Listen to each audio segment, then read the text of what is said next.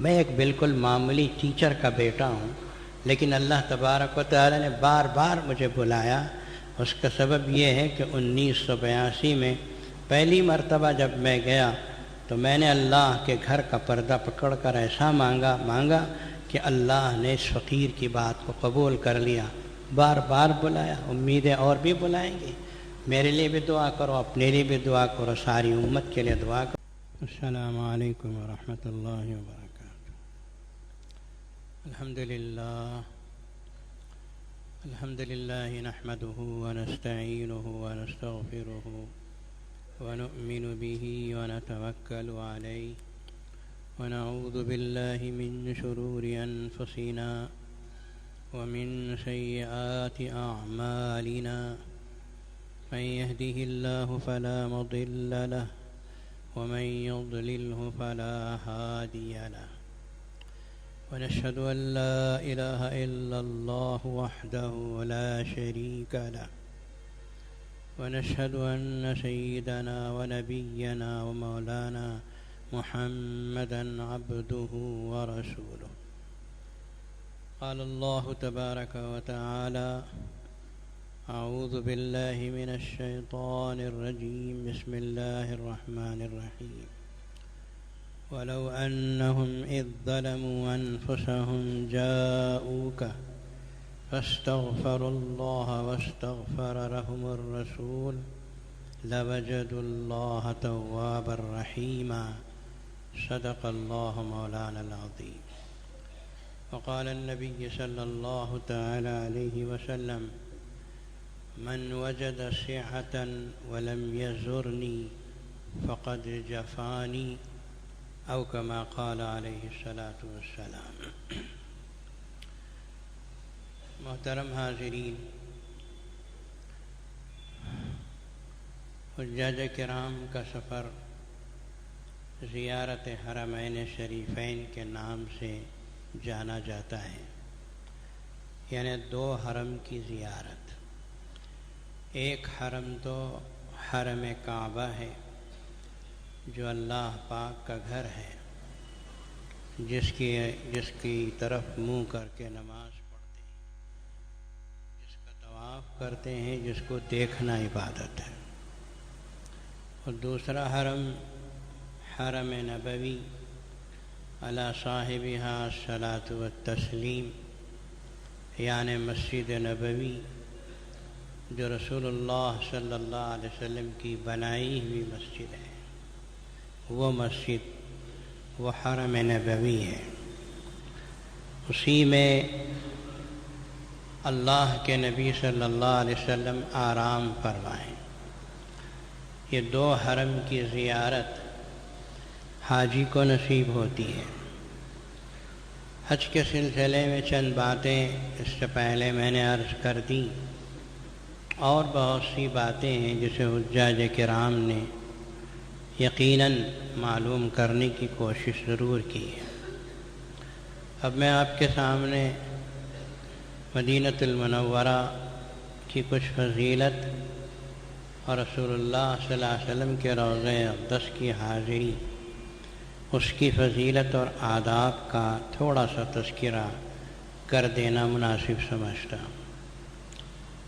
جہاں تک اللہ کے نبی صلی اللہ علیہ وسلم کا شہر مدینہ ہے، یہ مدینہ ایسی بستی ہے جس کے بارے میں بجا طور پر کسی شاعر نے کہا کہ الہی دکھا دے مدینہ کیسی بستی ہے جہاں دن رات تیری رحمت برستی ہے۔ دن و رات اللہ کی رحمت برستی ہے۔ مدینہ منورہ، اس کو زمانے جاہلیت میں یثرب کہا جاتا تھا۔ یثرب چونکہ ایک بت کا نام تھا جس کے نام پر اس شہر کو رکھا گیا تھا۔ اللہ کے نبی صلی اللہ علیہ وسلم یہاں تشریف لائے تو آپ نے اس کا نام بدل دیا اور اس کو مدینہ نام رکھا، اور فرمایا کہ آئندہ اسے مدینہ کہا کرو، یثرب نہ کہا کرو۔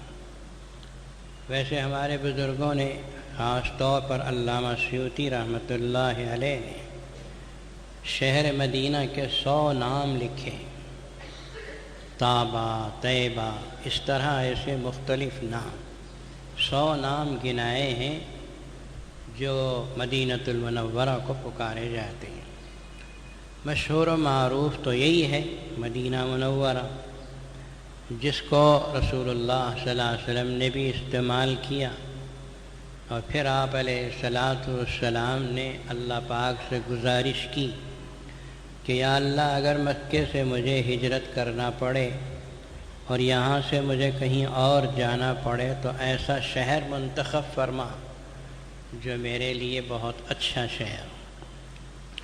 روایتوں میں آتا ہے کہ اللہ تعالیٰ نے آپ کے سامنے 3 شہر رکھے، مدینہ، بحرین اور قرنسرین، یہ 3 نام ملتے ہیں۔ ان میں سے جس کی طرف آپ پسند کریں آپ ہجرت فرما سکتے ہیں۔ تو رسول اللہ صلی اللہ علیہ وسلم نے مدینۃ المنورہ کو پسند کیا، اور یہ دراصل اللہ تبارک و تعالیٰ نے بہت پہلے سے لکھ رکھا تھا۔ 700 سال پہلے قوم تبع کے ایک نیک بادشاہ کا یہاں سے گزر ہوا، تو اس وقت مدینہ دوسروں کے قبضے میں تھا۔ قوم تبع کے بادشاہ نے دیکھا کہ یہ مدینہ یا یثرب شہر بہت اچھا شہر ہے۔ کہتے ہیں کہ وہ اللہ والا بادشاہ تھا، اس کے قافلے میں 700 تورات کی کتاب کے عالم موجود تھے۔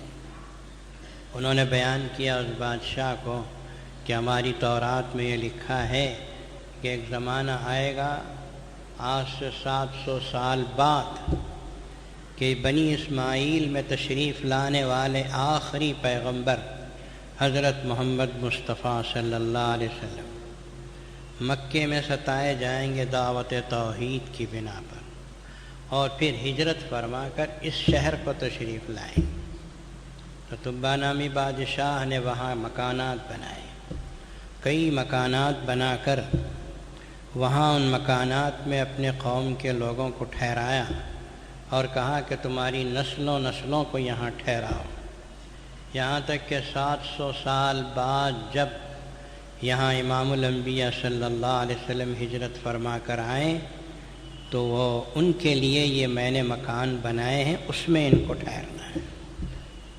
حضرت ابو ایوب انصاری رضی اللہ تعالیٰ عنہ، جن کے مکان میں اللہ کے نبی صلی اللہ علیہ وسلم مہمان بنے تھے ہجرت فرما کر جب آئے، تو تاریخ میں لکھتے ہیں کہ حضرت ابو ایوب انصاری رضی اللہ تعالیٰ عنہ اسی قوم تبع کے خاندان میں سے تھے، اور ایک خط بھی تھا جو اس بادشاہ نے 700 سال پہلے لکھ کر دیا تھا کہ میں آپ کی عزت کرتا ہوں، احترام کرتا ہوں، یہ مکانات میں نے آپ کے لیے بنائے۔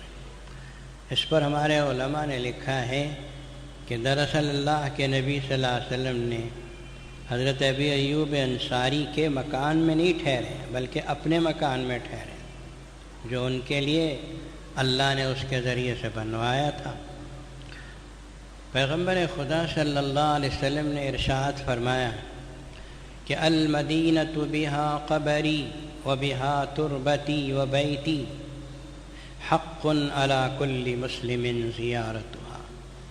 مدینہ وہ شہر ہے جہاں میری قبر بنے گی، مدینہ وہ شہر ہے جہاں میرے گھر بنے گے، مدینہ وہ شہر ہے جس میں میری مٹی ہے۔ آپ علیہ الصلاۃ والسلام نے فرمایا کہ حق علی کل مسلم زیارتھا، ہر مسلمان پر لازم ہے کہ وہ اس مدینے کی زیارت کرے۔ اب ہر مسلمان کہاں کرے گا؟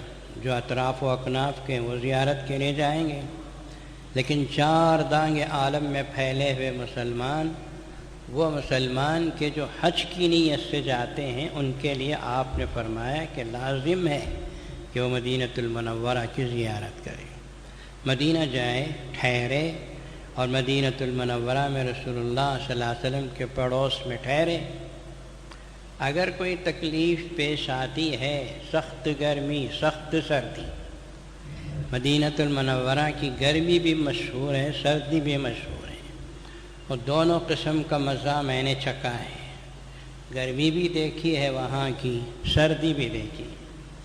اللہ کے نبی صلی اللہ علیہ وسلم نے فرمایا من سکن المدینہ وصبر علی شدتها وبلائها کنت له شفیعا یوم القیامہ، جو مدینۃ المنورہ میں ٹھہرے اور یہاں کی شدت پر، یہاں کی کسی پریشانی پر صبر کرے، قیامت کے دن میں اس کے لیے سفارش کروں گا، شفاعت کروں گا۔ اب لوگ مدینۃ المنورہ میں جاتے ہیں اور تھوڑا سا گرمی بڑھ گئی تو نماز چھوڑ کے کمرے میں بیٹھ جاتے ہیں۔ بہت سردی ہے، بہت سخت سردی ہے، بہت سخت گرمی ہے، جوتے پہن کے چلنا بھی مشکل ہے۔ اس طرح کی شکایتیں وہ لوگ کرتے ہیں جن کے دل میں اللہ کے رسول کا عشق نہیں ہوتا۔ اگر آپ کے دل میں محبت نبوی ہے تو مدینۃ المنورہ کی کسی چیز پہ عیب نہ رکھو۔ چاہنے والا اپنی محبوب کی کسی چیز میں عیب نہیں تلاش کرتا، سب کچھ میرا ہے، سب کچھ اچھا ہے۔ تو اللہ کے نبی صلی اللہ علیہ وسلم نے فرمایا کہ صبر کرو، جو صبر کرے گا قیامت کے دن اس کے لیے سفارش نصیب ہو۔ ظاہر ہے کہ صبر وہی کر سکتا ہے جس کے دل میں اللہ کے نبی کی محبت کسی نہ کسی درجے میں۔ میں نے غالباً بارہا عرض کیا ہے، ملک شام کے ایک اللہ والے تشریف لائے اور انہوں نے مدینۃ المنورہ میں رات کو کھانا کھاتے کھاتے مدینے کی تھوڑی سی دہی کھائی، جو ان کو کھٹی محسوس ہوئی تو انہوں نے اپنی زبان سے کہہ دیا کہ مدینے کی دہی تھوڑا کھٹی ہے، ملک شام کی بہت میٹھی ہوتی ہے، ملک شام کی بہت میٹھی ہوتی ہے۔ تو اللہ تبارک و تعالیٰ نے کو یہ پسند نہیں آیا۔ پیغمبر خدا صلی اللہ علیہ وسلم رات کو ان کے خواب میں آئے، بہت اونچے درجے کے محدث اور اللہ والے تھے، اور اللہ والوں کی چھوٹی چھوٹی غلطیاں بھی اللہ پکڑتے ہیں۔ خواب میں رسول پاک صلی اللہ علیہ وسلم نے فرمایا دہی کے لیے مدینے میں ٹھہرے ہو یا میرے لیے ٹھہرے ہو؟ اگر دہی کے لیے ہے تو جاؤ ملک شام چلے جاؤ، دہی کھاتے رہنا۔ مدینے میں ہمارے لیے ٹھہرے ہو تو پھر اس طرح کی باتیں نہ کرو۔ ہم مسلمانوں اور حجاج کرام کے لیے خاص طور پر بہت ہی احتیاط کی ضرورت ہے، بولنے میں احتیاط، چلنے میں احتیاط، کسی بھی کام کے کرنے میں احتیاط، ہر طرح کا احتیاط۔ حتیٰ کہ روضہ اقدس صلی اللہ علیہ وسلم کے پاس سلام پڑھنے کے لیے جاتے ہیں تو سلام پڑھنے کے بعد قبلے کی طرف منہ کر کے دعا کرنا ہے، وہ کیجیے۔ اس کے علاوہ کسی صورت میں قبر اطہر کی طرف پیٹ کرنے کو ادب کے خلاف کہا ہے، پیٹ نہیں کرنا چاہیے۔ پیغمبر خدا صلی اللہ علیہ وسلم کے لیے ادب ہی بہت بڑی ضروری چیز ہے۔ میں عموماً دیکھا کرتا ہوں، ابھی میں رمضان میں بھی عمرے میں تھا تو میں نے دیکھا کہ لوگ اپنے جوتے لے کے مسجد نبوی سے باہر نکلتے ہیں تو کھڑے کھڑے مسجد کے باہر نکلتے ہوئے کھڑے کھڑے جوتے نیچے ڈالتے ہیں، پھٹ پھٹ پھٹ کی آواز آتی ہے۔ سمجھ میں آیا نہیں؟ موٹی بات ہے، چپل ایسا نیچے ڈالتے ہیں پہننے کے لیے تو پھٹ پھٹ کی جو آواز آتی ہے، بڑا دکھ ہوتا ہے کہ اللہ کے نبی کی مسجد اور مدینۃ المنورہ کی زمین پر اتنا زور سے چپل ڈالتے ہیں۔ آپ کو تو چپل پہننا ہی نہیں چاہیے، کیا خیال ہے؟ اس سرزمین پاک پہ آپ کو جوتے ہی نہیں پہننا چاہیے۔ چلو آپ کو پہننا ہی ہے، فتوے میں اجازت ہے تو کم از کم جھک کے ادب سے جوتے رکھو زمین پہ۔ حضرت عائشہ صدیقہ رضی اللہ تعالی عنہا نے ایک مرتبہ سنا کہ بازو کسی پڑوس کے مکان میں کوئی شخص زور سے دیوار کو میخ مار رہا، کھٹ کھٹ کھٹ مار رہا۔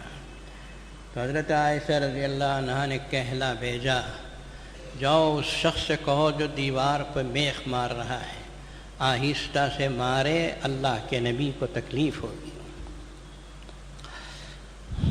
اللہ اکبر۔ میرے بھائیوں، مدینۃ المنورہ میں ادب سے جاؤ۔ کعبۃ اللہ میں مکے میں کچھ بے ادبی ہو گئی تو اللہ پاک کہہ دیں گے یہ میرا بندہ ہے، چھوڑو اسے، 70 ماہوں کی محبت رکھنے والا، معاف کر دے سکتے ہیں۔ لیکن اگر مسجد نبوی میں یا مدینے میں بے ادبی ہوئی تو خود اللہ معاف کرنے کے لیے تیار نہیں۔ اس کی سب سے بڑی دلیل ہے سورہ حجرات کی آیتیں، کہ سورہ حجرات کب اتری؟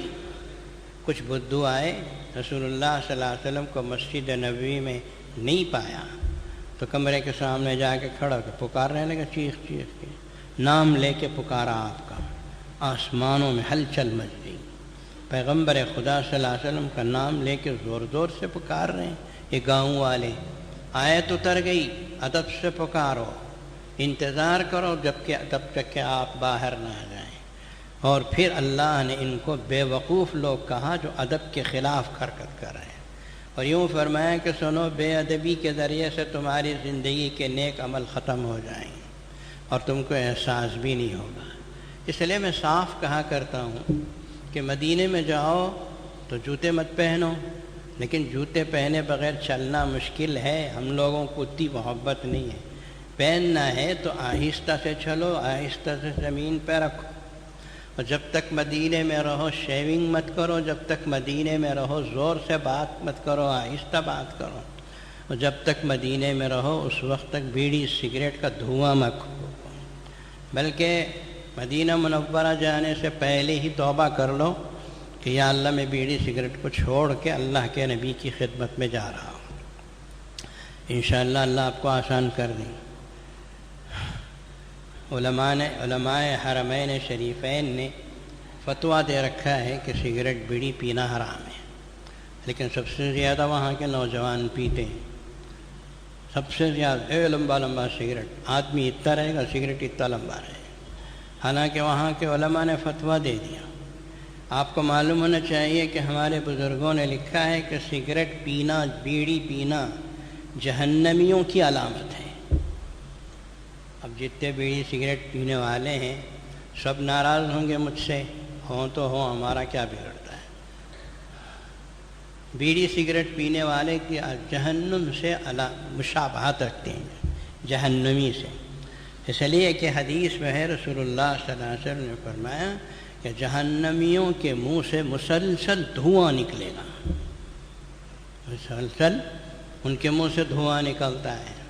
اب یہ دھواں جو نکل رہا ہے جہنمیوں کے منہ سے، وہ تو ان کو عذاب ہے اس لیے نکل رہا ہے۔ یہ کون سی عذاب تم نے دنیا میں مول لیا جو سگریٹ پھونک پھونک کے منہ سے دھواں نکالا؟ توبہ کر کے جاؤ مدینہ المنورہ، اور جو لوگ پی رہے ہیں انہوں بھی توبہ کر لو تاکہ آئندہ مدینے کو جا سکیں، جانا نصیب ہوگا اگر آپ توبہ کریں گے۔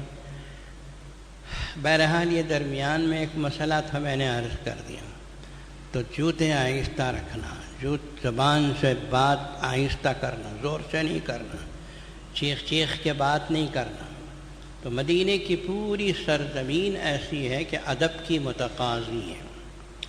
اب آگے چلیے، رسول اللہ صلی اللہ علیہ وسلم کے مدینہ پہنچ گئے، آپ ادب و احترام کے ساتھ ہیں، کثرت سے درود شریف پڑھیے، بیکار باتیں کم کرو، اور کام کی باتیں اگر کرنا ہے تو کرو، علاوہ وقت میں کثرت سے درود شریف پڑھو۔ جتنے درود شریف پڑھیں گے سرزمین مدینہ میں، آپ کے حج میں اتنی ہی نورانیت پیدا ہوگی۔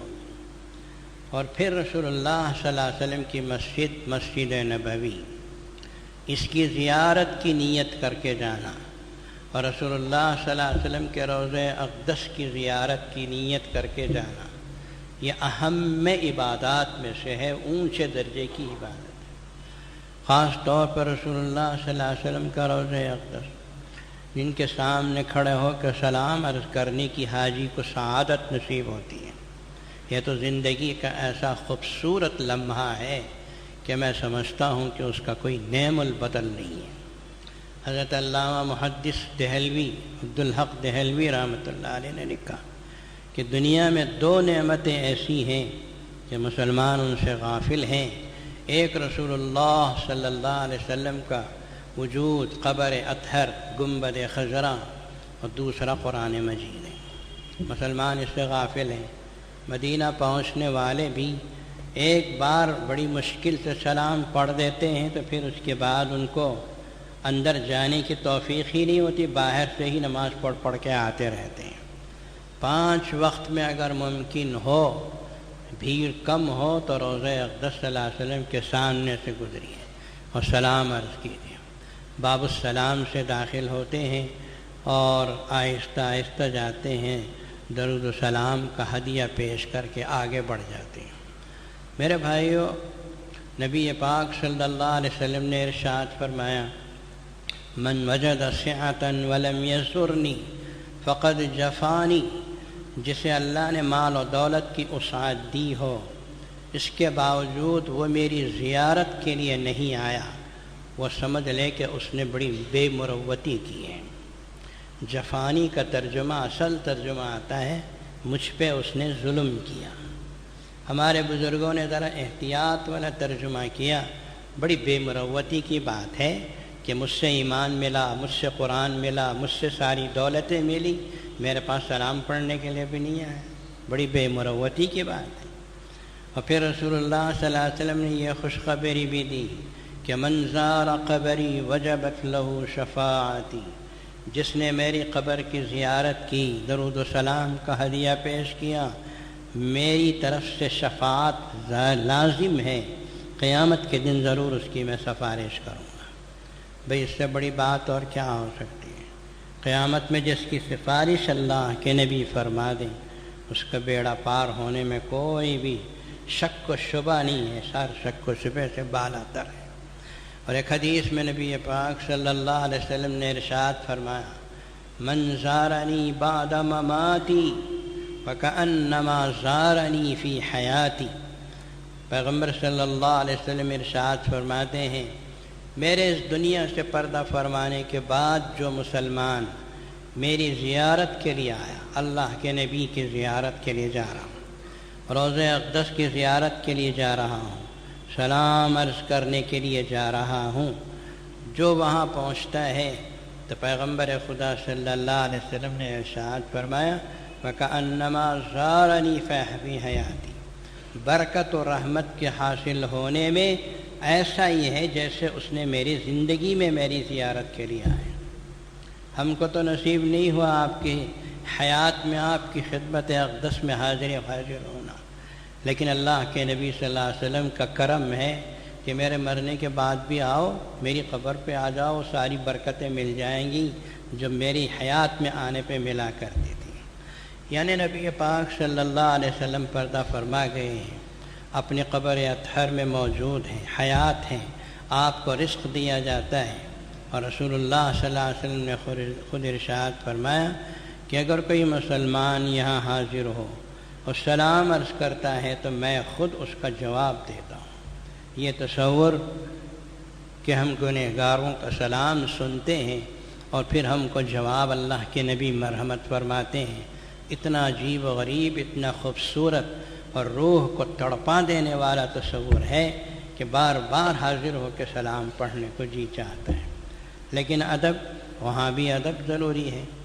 بعض لوگوں کو زور زور سے چیخ کر سلام پڑھتے ہوئے سنا گیا، یہ ادب کے خلاف ہے۔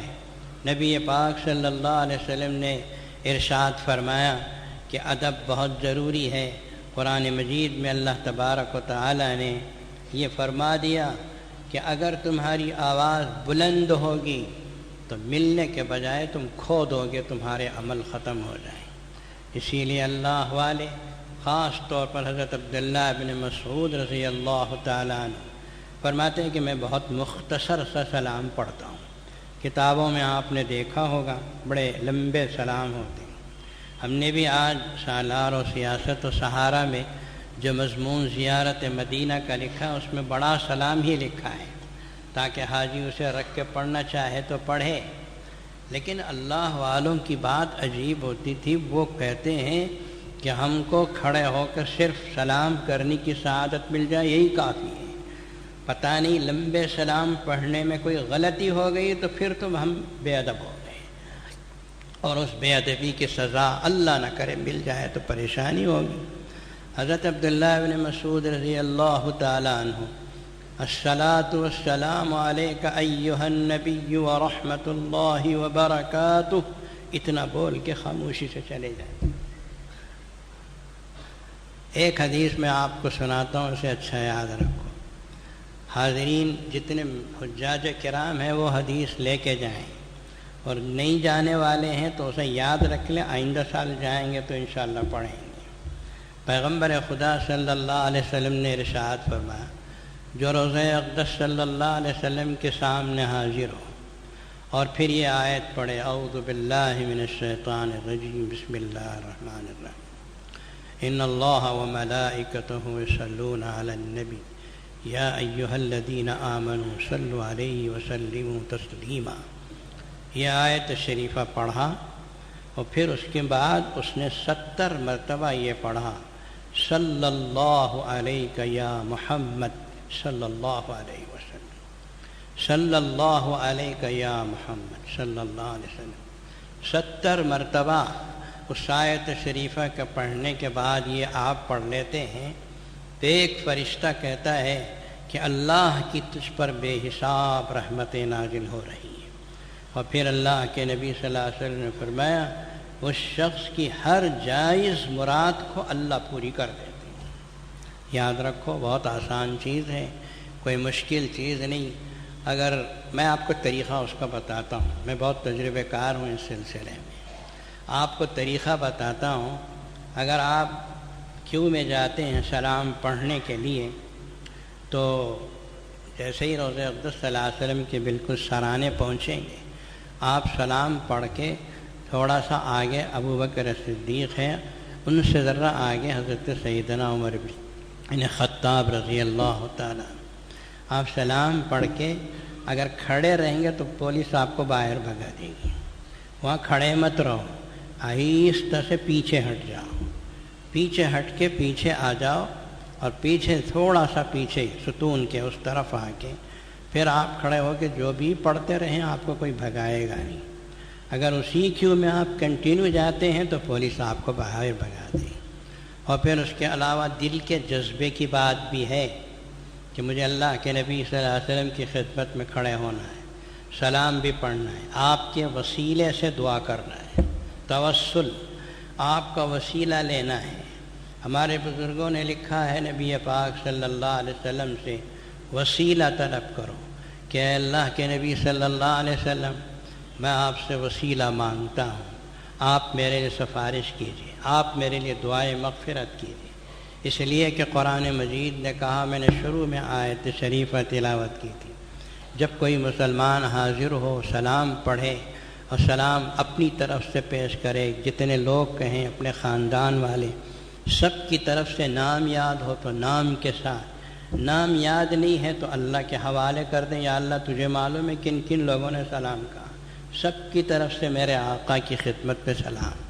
اور پھر سلام عرض کرنے کے بعد پہلے تو آپ کو قبلے کی طرف منہ کر کے دعا کرنا ہے، اس کے بعد پھر پلٹیے، پھر ان اللہ ملائکتہ پڑھ کے 70 مرتبہ پڑھیے، اور بھی آپ کے پاس کتابیں ہوں تو پڑھیے، اور اللہ کے نبی صلی اللہ علیہ وسلم کی خدمت اقدس میں آپ مانگیے کہ میرے لیے سفارش کیجیے، قیامت کے دن سفارش کیجیے، میرے لیے دعائے مغفرت کیجیے۔ یہ بہت بڑی بات ہے۔ اچھا، ایک اس میں اچھا سمجھ کر رکھو، ایک تو رسول اللہ صلی اللہ علیہ وسلم زمین کے اوپر تھے تو صحابہ کرام آتے تھے آپ کی خدمت میں، کہتے تھے یا رسول اللہ میری غلطی ہو گئی، میرے لیے دعا کیجیے۔ اب ہمارے اور آپ کے لیے اللہ کے نبی صلی اللہ علیہ وسلم تو نہیں ہیں، آپ نے پردہ فرما لیا، تو یہ مت سمجھو کہ ہم محروم ہیں، یہ مت سمجھو کہ ہم محروم ہیں، بلکہ ہمارے لیے بھی اللہ کے نبی صلی اللہ علیہ وسلم باقاعدہ موجود ہیں۔ صرف اتنا ہے کہ ہماری کمزور آنکھوں کو نظر نہیں آ رہے، باقی ہماری ساری باتیں آپ تک پہنچ رہی ہیں۔ حضرت سیدنا علی رضی اللہ تعالیٰ عنہ کی روایت ہے جو بحر محیط نامی کتاب میں موجود ہے کہ حضرت علی رضی اللہ عنہ فرماتے ہیں کہ ایک بدھو آیا رسول اللہ صلی اللہ علیہ وسلم کی خدمت اقدس میں، نبی پاک صلی اللہ علیہ وسلم کے روضے کے سامنے کھڑا ہوا اور کہنے لگا یا رسول اللہ میں تو بہت دور سے آیا تاکہ میں اپنے گناہوں کی بخشش کے لیے آپ سے دعائے مغفرت کراؤں۔ آپ چلے گئے، آپ رخصت ہو گئے، اب میں کیا کروں؟ وہ بدو بہت روتا رہا تو حضرت علی رضی اللہ تعالیٰ عنہ فرماتے ہیں قبر اطہر سے آواز آئی، رونے کی ضرورت نہیں، قد غفر لک، تیری مغفرت ہو گئی۔ یہ روایت حضرت علی رضی اللہ تعالیٰ عنہ کی۔ اور دوسری مشہور و معروف روایت جو ہے وہ حضرت ابن عباس رضی اللہ تعالیٰ عنہ کی ہے کہ حضرت ابن عباس مسجد نبوی میں سوئے ہوئے تھے، پیغمبر خدا صلی اللہ علیہ وسلم کے وصال کو کچھ ہی مدت گزری تھی کہ ایک بدھو آیا اور رسول اللہ صلی اللہ علیہ وسلم کے روضہ اقدس کے سامنے کھڑا ہوا، بہت دیر تک روتا رہا اور اس نے کہا کہ یا رسول اللہ، میں تو آپ کے پاس دعا کرانے کے لیے آیا تھا، اپنی پریشانیاں بتا کر آپ سے دعا کرنے کی گزارش کرنے کے لیے آیا تھا، آپ کے لیے دعائیں مغفرت لینے کے لیے آیا تھا اور آپ دنیا سے رخصت ہو گئے۔ بہت دیر تک روتے دھوتے رہنے کے بعد جب وہ مسجد نبوی سے باہر نکلا تو اللہ کے نبی صلی اللہ علیہ وسلم حضرت ابن عباس رضی اللہ عنہ کے خواب میں تشریف لائے اور حضرت ابن عباس رضی اللہ عنہ سے فرمایا جلدی سے اٹھو، جاؤ اس بدھو سے کہو کہ رونے کی ضرورت نہیں، تیری مغفرت ہو گئی۔ اللہ کے نبی نے دعا کر دی۔ تو یہ ہمارا کنیکشن ہے اللہ کے نبی سے۔ ہر مسلمان کے دل کے تار رسول اللہ صلی اللہ علیہ وسلم کے روضہ اقدس سے جڑے ہوئے ہیں۔ ہمارے دل کے تار اللہ کے نبی کے روضہ اقدس سے جڑے ہوئے ہیں۔ ہم خواہ ہندوستان میں رہتے ہوں یا اس سے بھی کہیں دور دور علاقوں میں رہنے والے ہوں، سب کے تار رسول اللہ صلی اللہ علیہ وسلم کے روضہ اقدس سے جڑے ہوئے ہیں۔ ہمارے ایمان کی بقا انہی تاروں کے ذریعے سے ہے۔ اللہ تبارک و تعالیٰ نے ایک بڑی دولت دی ہے، گنبد خضرا، پھر رسول اللہ صلی اللہ علیہ وسلم کا روضہ اقدس۔ اسی لیے ہمارے بزرگوں نے لکھا کہ مدینۃ المنورہ میں ٹھہرے رہو تو جب بھی مسجد نبوی میں جاؤ تو سلام عرض کرنے کی سعادت حاصل کرو، یا مسجد نبوی کے باہر سے آپ گزر رہے ہیں، اس راستے سے اس راستے کو جا رہے ہیں، آپ کی گنبد خضرا پہ نظر پڑ گئی، فوراً کھڑے ہو جاؤ اور حسب استطاعت جتنا موقع ہو سکے درود و سلام پڑھ کے ہی آگے بڑھنا، سیدھے نہیں جانا۔ یہ اللہ کے نبی کی طرف سے اللہ کی رحمتوں کو حاصل کرنے کا سبب و ذریعہ ہے۔ میں ایک روایت عرض کر کے اپنی بات کو ختم کروں۔ مجھے 1982 میں پہلی مرتبہ جب جانے کا موقع ملا، حج کر کے میں واپس آ گیا، ایک بزرگ نے مجھ سے پوچھا کیا تم نے مسجد نبوی کا وہ سوراخ دیکھا جو گنبد خضرا کی قبلے کی طرف ہے؟ تڑپ کے رہ گیا میں نے کہا مجھے موقع نہیں ہوا، میں دیکھا نہیں۔ وہ سوراخ ضرور دیکھیے۔ آپ گنبد خضرا یعنی سلام پڑھ کے آپ مسجد نبوی سے باہر نکلیں گے تو قبلے کے دیوار کی طرف آ جائیں اور آ کر آپ جب پلٹ کے دیکھیں گے تو گنبد خضرا میں ایک چوکور کا ایک سوراخ ہے جو آج بھی ہے، انشاءاللہ قیامت تک باقی رہے۔ حدیث میں ہے رسول اللہ صلی اللہ علیہ وسلم کے اس دنیا سے پردہ فرمانے کے بعد ایک مرتبہ بارش رک گیا، قحط آ گیا مدینۃ المنورہ میں۔ اللہ کے نبی صلی اللہ علیہ وسلم کا شہر مدینہ پانی کے تلے ترسنے لگا۔ لوگ اماں عائشہ کے پاس آئے، کہنے لگے آپ دعا کر دیں، آپ شہیدی بیوی ہیں رسول اللہ صلی اللہ علیہ وسلم کی، آپ دعا کر دیں تاکہ اللہ بارش برسا دے۔ تو حضرت عائشہ صدیقہ رضی اللہ عنہا نے فرمایا میں کیا دعا کروں، تم جاؤ رسول اللہ صلی اللہ علیہ وسلم کے قبر اطہر کے اوپر چھت کو تھوڑا سا کھول دو آسمان کی طرف۔ سمجھ میں آیا نہیں؟ آپ کے روضہ اقدس کے بالکل سیدھ میں جو چھت ہے، جو چھت اس زمانے میں تھی کھجور کے تنوں کی، پتیوں کی، جو بھی ہو، بہرحال اس چھت کو روضہ اقدس کے اوپر تھوڑی سی چھت کو کھول دو، قبر اطہر سے آسمان کے درمیان کے سارے واسطے ختم ہو جائیں گے تو پھر تو اللہ کی رحمت برسے گی۔ صحابہ کرام نے ایسے ہی کیا۔ حضرت عائشہ صدیقہ رضی اللہ عنہ اس امت کی سب سے بڑی عالمہ عورت ہیں۔ وہ 9 سال رسول اللہ صلی اللہ علیہ وسلم کے ساتھ رہی اور اللہ کے نبی سے ڈائریکٹ سیدھے علم حاصل کیا تھا۔ جب ان کا کہنا تھا کہ چھت کو تھوڑا سا کھول دو، کھول دیا، اور جیسے ہی کھولا ابر رحمت جھوم کے آیا اور اتنا برسا کہ مدینے والے خوش ہو گئے۔ اب وہ جو چھت کھلی تھی اس کو لوگ بند کرنا نہیں چاہ رہے تھے، اس لیے کہ آسمان سے اللہ کی رحمت کو اتارنے کا سبب و ذریعہ تھا۔ آگے چل کر یہ گنبد خضرا اس وقت نہیں تھا، آگے چل کر جب گنبد خضرا بنا، کوئی عمارت بنی، پھر گنبد خضرا بنا، تو اس روایت کو ذہن میں رکھ کر گنبد خضرا کے اتنے حصے کو خالی رکھا گیا ہے، اس کو بند نہیں کیا گیا۔ وہ سوراخ سیدھے روض اقدس تک کھلا ہوا ہے، یہ آسمان سے کوئی اللہ کی رحمت کو حاصل کرنے کا سبب و ذریعہ ہے۔ ویسے تو مدینے کے اوپر دن رات اللہ کی رحمت برستی ہے، یہ خاص چیز ہے۔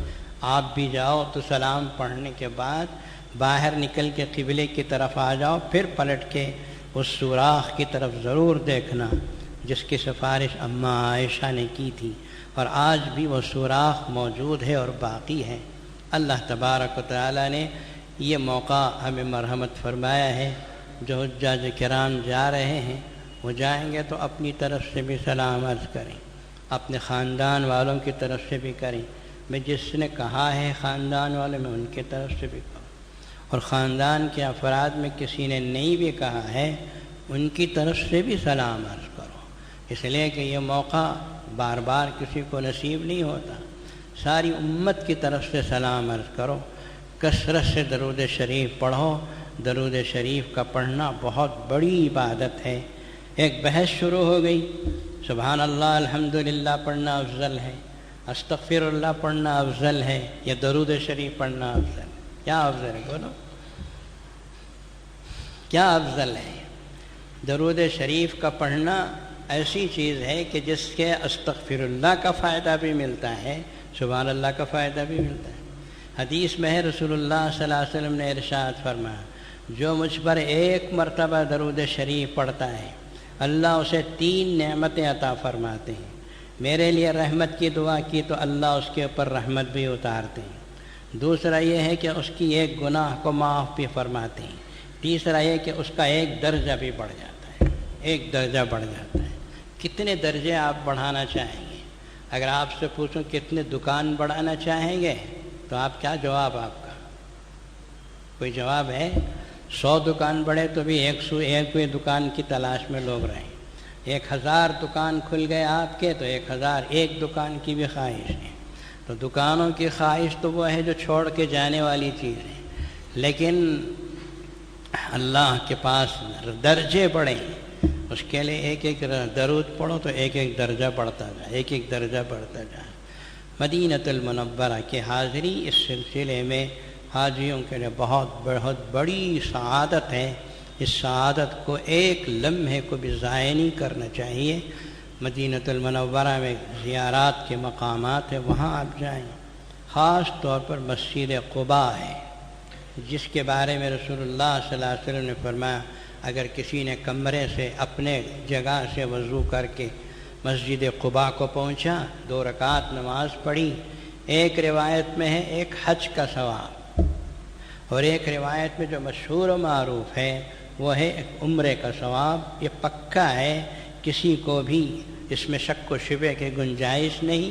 اللہ تبارک و تعالیٰ اسے عمرے کا ثواب، اصل میں یہ مدینے والوں کے لیے اللہ کے رسول کی طرف سے انعام ہے۔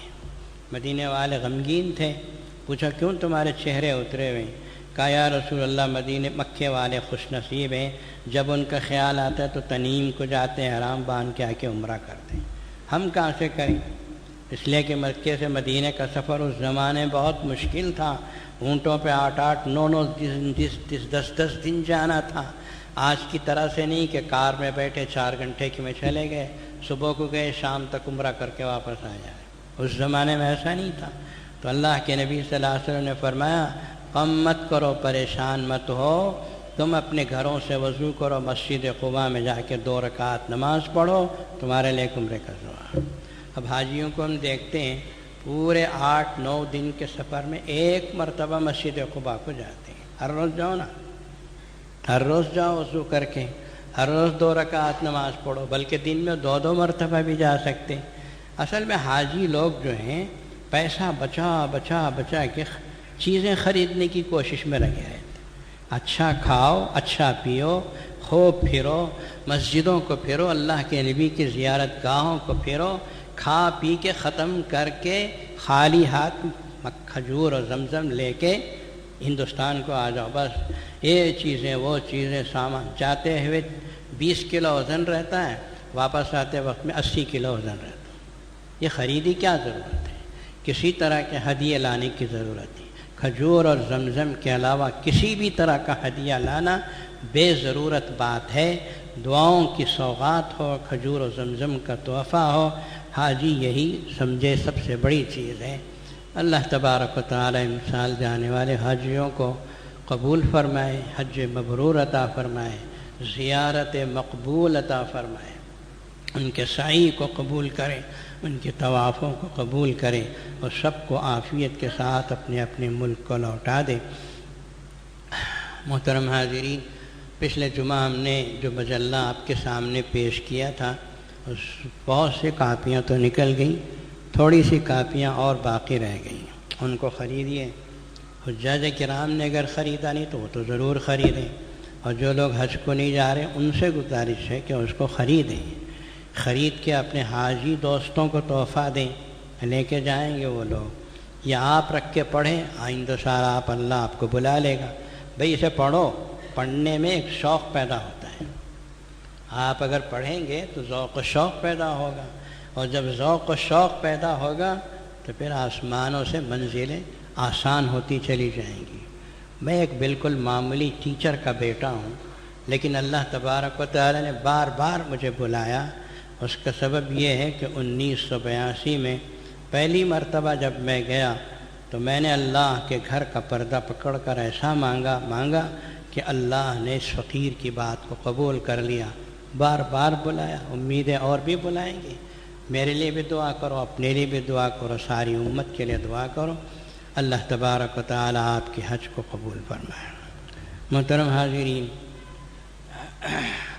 حجاج کرام جاتے ہیں، بہت سے حاجیوں سے میں نے تو بات خاص طور پہ گزارش کی کہ ہمارا جو مجلہ ہے اسے لے جاؤ، کعبۃ اللہ کے سامنے پیش کرو، یا اللہ اس جامع العلوم کے مجلے کو، جامع العلوم کے اسکول کو، جامع العلوم کے پڑھنے والے بچوں کو کیا کیا دعا کر سکتے ہیں، آپ دعائیں کرو۔ آپ حضرات سے بھی ہم گزارش کرتے ہیں، اور پھر جامع العلوم کی مدد اور نصرت کرنے والے جو ہمارے لیے بہت بڑا سرمایہ ہے، اس امت کے لیے بڑا سرمایہ، پوری امت کے لیے بڑا سرمایہ۔ آپ نے تھوڑا تھوڑا پیسہ ڈال کے 60 ایکڑ جگہ بنا دی، جامع العلوم بنا دیا، یہ تو قیامت تک کے لیے امت کا سرمایہ ہے، نہ میرا نہ جامع مسجد ٹرسٹ کا، یہ تو امت کا سرمایہ ہے کہ امت کے افراد آئندہ آنے والے اس سے فائدہ اٹھائیں گے۔ اگر آپ تھوڑی دیر سوچیں تو آپ کو بات سمجھ میں آ جائے گی کہ قیامت تک کے لیے مسلمانوں کے لیے ایک بہت بڑی دولت ہے جو آپ نے بنا دی ہے۔ اللہ آپ کو جزائے خیر دے، آپ کی مدد، نصرت، اعانت کو شرف قبولیت عطا فرمائے۔ اللہ آپ کو دنیا میں بھی خوش رکھے، آخرت میں بھی اپنے شان اجر عطا فرمائے۔ اللہ تعالیٰ آپ کی اولاد و احفاد کو، خاص طور پر بچیوں کو اللہ ان کی حفاظت کرے، ان کی عزتوں اور عصمتوں کی حفاظت کرے، ہماری عورتوں کی حفاظت فرمائے، مدارس و مکاتب کی حفاظت کرے، اور مرنے کے بعد اللہ تعالیٰ ہم سب کے لیے نجات کا فیصلہ فرما دے۔ وآخر دعوانا الحمد للہ رب العالمین۔